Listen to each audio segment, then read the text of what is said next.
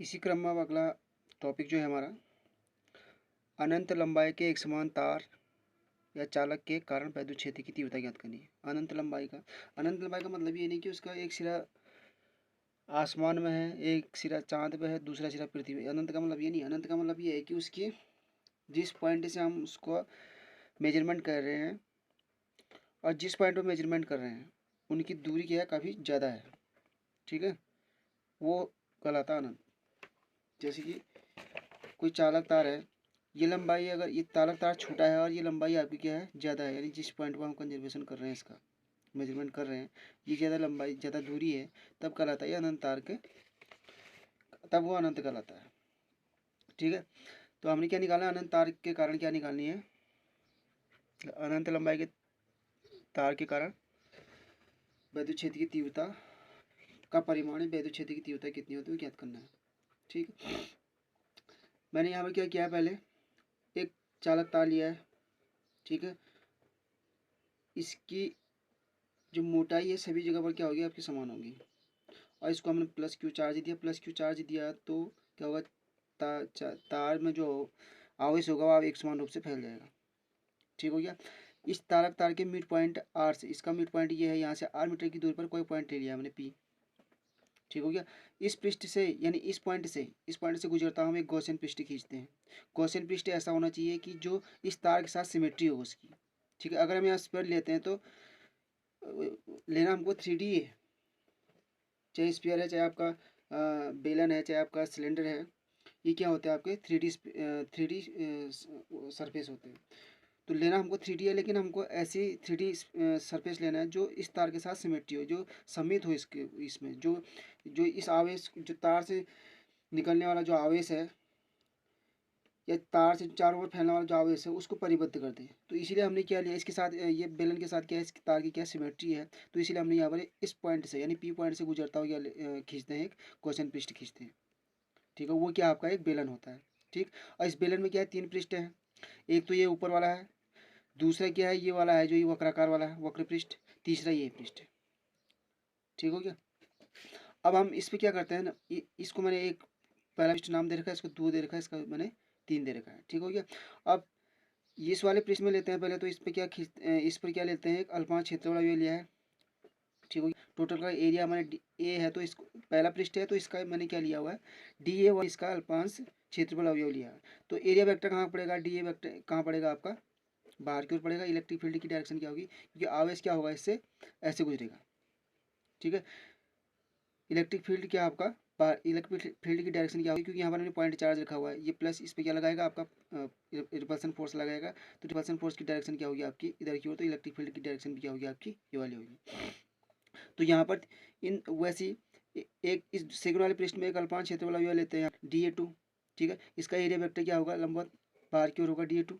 वैसे यहाँ पर ले लेते हैं अल्पांश क्षेत्र वाला व्यय, ये क्या होगा DA3, इसका भी बाहर की ओर। ठीक हो गया। अब इस वाले अल्पांश क्षेत्र अवयव, इस वाले अल्पांश क्षेत्र अवयव और इस वाले अल्पांश क्षेत्र अवयव में देखो आप कि इसमें जो थीटा है 0 है, DA1 और E के बीच का कोण क्या है, 0 है। यहाँ पर DA2 और E के बीच, ये भी क्या है आपका E है। ठीक है, तो इनके बीच का एंगल कितना आपका 90 डिग्री है। यहाँ पर भी एंगल कितना आपका 90 डिग्री है। ठीक है, तो पहले हम क्या निकालेंगे, हमने क्या निकालना है, टोटल सरफेस से गुजरने वाला विद्युत फ्लक्स ज्ञात करना है। तो मैंने पहले वाले डेरिवेशन में बताया था कि पहले हम अल्पांश क्षेत्र वाला से गुजरने वाला विद्युत फ्लक्स ज्ञात करते हैं, फिर उसका इंटीग्रेशन कर देते हैं, उनको जोड़ देते हैं, तो हमको टोटल सरफेस से गुजरने वाला विद्युत फ्लक्स मालूम हो जाता है। ठीक है, अब मैंने इस पे क्या करें, इस वाले सरफेस को लें, अभी इस वाले सरफेस को लें, इस वाले सरफेस को किसी को भी ले लें। पहले अल्पांश क्षेत्रफल से अवयव से गुजरने वाला विद्युत फ्लक्स निकालेंगे, फिर इस टोटल सरफेस से गुजरने वाला निकालेंगे, फिर इस अल्पांश क्षेत्रफल से निकालेंगे, इस टोटल वक्र पृष्ठ से निकालेंगे, इससे निकालेंगे, फिर इसका टोटल से निकालेंगे, फिर इनको जोड़ देंगे या फिर इसका इंटीग्रेशन कर देंगे, तो क्या निकल जाएगा, टोटल सरफेस से निकल जाएगा। वही चीज़ें मैंने यहाँ पर लिखी हुई है। माना अनंत लंबाई का एक तार है XY, अनंत लंबाई का है। ठीक है, जिस पर धनावेश का एक समान रूप से वितरित किया गया है। माना आवेश का रेखीय आवेश घनत्व लैम्डा सेंटीमीटर पर कूलम पर मीटर। लैम्डा जो होता है रेखीय आवेश घनत्व का होता है, मतलब कि जैसे ये कोई एक रेखा के रूप में क्या होता है आपका, रेखा के रूप में क्या होता है आपका तार है, तो इस पर हमने प्लस की आवेश एक समान रूप से एक रेखा के रूप में फैल जाएगा। ठीक है, तो इसकी अगर लंबाई L है तो इसका रेखीय आवेश घनत्व कितना होगा आपका, लैम्डा बराबर, इसको लैम्डा से डिनोट करते हैं Q upon L. Q upon L का मतलब होता है टोटल आवेश तो क्यू है, टोटल आवेश पे क्या है, क्यू है, तो पर मीटर लंबाई पर या पर सेंटीमीटर लंबाई पर जितना आवेश होता है वो क्या कहलाता है आपका रेखीय आवेश घनत्व कहलाता है। यानी पर मीटर लंबाई पर या फिर पर सेंटीमीटर लंबाई पर जितना आवेश वितरित होता है वो क्या कहलाता है, रेखीय आवेश घनत्व कहलाता है। तो वो चीज़ लिखिए यहाँ पर, माना तार से 8 मीटर की दूरी पर कोई बिंदु पी है, तार से 8 मीटर की दूरी पर कोई बिंदु पी है जहाँ पर तार के कारण विद्युत क्षेत्र की तीव्रता ज्ञात करनी है।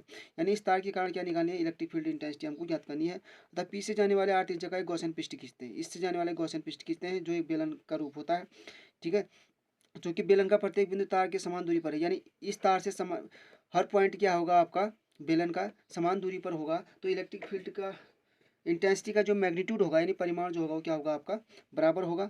ठीक है, अब पहले हम क्या निकालते हैं, अल्पांश क्षेत्र का अवयव पी से गुजरने वाला वैद्युत फ्लक्स, इससे गुजरने वाला वैद्युत फ्लक्स निकालते हैं। ठीक है, वो क्या होगा डी फाइव पी, पी से पी पॉइंट से, इसे पहले डी फाइव ई होना था तो यहाँ पर पी पॉइंट से गुजरा तो मैंने पी लिख दिया, पी होगा उसका उसका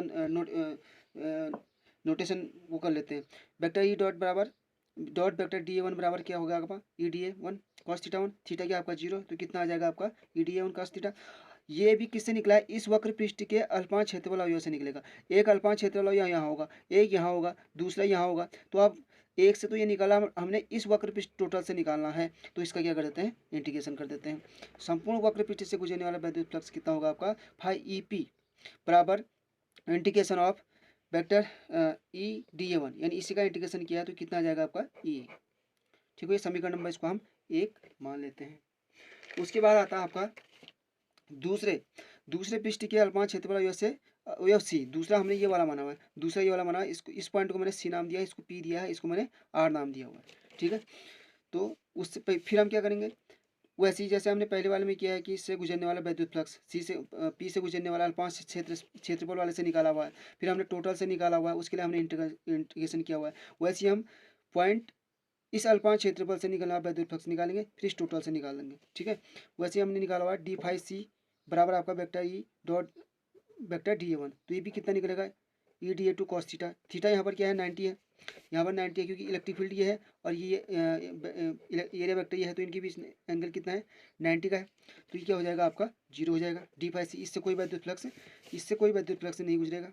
ठीक हो गया, तो दूसरे संपूर्ण पृष्ठ यानी इससे संपूर्ण, अभी तो हमने अल्पांश क्षेत्रफल से निकाला, अब एक यहाँ पर होगा अल्पांश, दूसरा यहाँ पर होगा, तीसरा यहाँ पर होगा, चौथा यहाँ पर होगा, तो टोटल से निकालेंगे तो कितना निकलेगा आपका फाई इसी बराबर, इसी का इंटीग्रेशन कराया है तो वो कितना आ जाएगा, ये हो जाएगा, तो ये टोटल कितना निकल रहा है आपका जीरो निकल रहा है। ठीक है, वैसे हम आप तीसरे से निकालते हैं, तीसरे से निकालेंगे अल्पांश क्षेत्रफल आ जाओ आर से, तो आर से वैसे जैसे हमने दो किए हैं वैसे डी फाई आर बराबर vector E dot vector D ए थ्री बराबर आपका ई डी ए थ्री कॉस थीटा, यहाँ पर भी क्या आपका 90 डिग्री बना रहे हैं, इलेक्ट्रिक फील्ड ये है और वेक्टर डी ए थ्री ये है, तो इनके बीच एंगल कितना हो रहा है आपका ये वाला एंगल जो आपका 90 डिग्री का है, तो यहाँ पर से भी नहीं गुजरेगा। और अब संपूर्ण पृष्ठ से निकालेंगे, संपूर्ण पृष्ठ मतलब अभी तक अल्पांश क्षेत्रफल इससे निकाला है, फिर एक अल्पांश क्षेत्रफल यहाँ पर लेंगे, अब इन सबको जोड़ेंगे तो क्या हो जाएगा, इस टोटल का निकल जाएगा। ठीक है, तो फाई आर क्या है आपका, ये फाई आर है वो क्या है इस वाले पृष्ठ से निकल रहा है जो टोटल वो है। ठीक है, तो ये कितना हो जाएगा, इसका भी हमने इंटीग्रेशन किया है जो सेम वैसे पहले से किया है, दूसरे से किया है, तीसरा भी वही है, तो यहाँ पर भी 90 डिग्री का, तो ये कितना हो जाएगा आपका जीरो हो जाएगा। ठीक है, यहाँ पर मैं लिख देता हूँ, यहाँ पर थीटा जो है आपका 90 डिग्री है। ठीक है, तो जीरो हो गया ये भी। अब हमने क्या निकालना था, हमने टोटल सरफेस से निकालना था, हमने टोटल गॉसियन पृष्ठ से निकालना था या बेलनाकार सरफेस से निकालना था। ठीक है, उसके लिए हम क्या करेंगे, उसके लिए हम इसको क्या करते हैं, जोड़ देते हैं कुल वैद्युत फ्लक्स फाई ई पी। ठीक है, phi E C plus phi E R, phi E P का मान कितना था आपका, पीछे ई ए था, इन दोनों का मान कितना था आपका जीरो था, तो फाई क्या है टोटल गॉसियन पृष्ठ से या टोटल चालक या फिर बेलनाकार पृष्ठ से गुजरने वाला वैद्युत ये है, ये क्या आपका बेलन के वक्र पृष्ठ का क्षेत्रफल, बेलन का वक्र पृष्ठ का क्षेत्रफल यानी इस वाले पृष्ठ का, ये वक्राकार पृष्ठ ये बीच वाला है। ठीक है, इसका क्षेत्रफल वो क्या होगा आपका, अगर उसकी लंबाई एल है, इसकी लंबाई में एल मानी हुई है। ठीक है, रेडियस इसकी आर है, तो कितना हो जाएगा आपका 2 पाई आर एल, तो इसका मान यहाँ पर रखा हुआ है ई इंटू 2 पाई आर एल। ठीक है, अब गॉस की प्रमेय हमने पढ़ी है पीछे क्या होती है, फाई बराबर आप क्यू अपन एप्सिलॉन जीरो, इन दोनों का, इसका और इसका कंपेरिजन कर देते हैं, तुलना कर देते हैं, तो कितना आ जाएगा E into two pi R L बराबर Q upon epsilon zero. E की वैल्यू निकाली two pi R L Q upon epsilon zero, ठीक है। ई बराबर आपका two pi R epsilon zero Q upon L. ये जो क्यू अपन एल अभी बताया था मैंने, ये क्यू अपन एल का मतलब ये हुआ कि अगर कोई तार है, ठीक है, इस पर हमने आवेश दे देते हैं, अगर इसकी लंबाई एल है, टोटल आवेश क्यू दिया है, तो इसके पर मीटर लंबाई पर या फिर पर सेंटीमीटर लंबाई पर कितना आवेश है वो होता है आपका रेखीय आवेश घनत्व। इसको लैम्डा से डिनोट करते हैं, ठीक है। तो इसकी जगह पर मैंने क्या रख दिया है, लैम्डा रख दिया है। तो ई बराबर कितना आ जाएगा आपका lambda upon two pi epsilon zero R. ये होता है आपका विद्युत क्षेत्र का परिमाण। यानी किसी चालक तार, एक समान चालक तार है, उसको उससे आर डिस्टेंस पर इलेक्ट्रिक फील्ड इंटेंसिटी या फिर इलेक्ट्रिक फील्ड इंटेंसिटी का परिमाण जो होता है आपका lambda upon two pi epsilon zero R होता है, ठीक है। ये इंपॉर्टेंट है।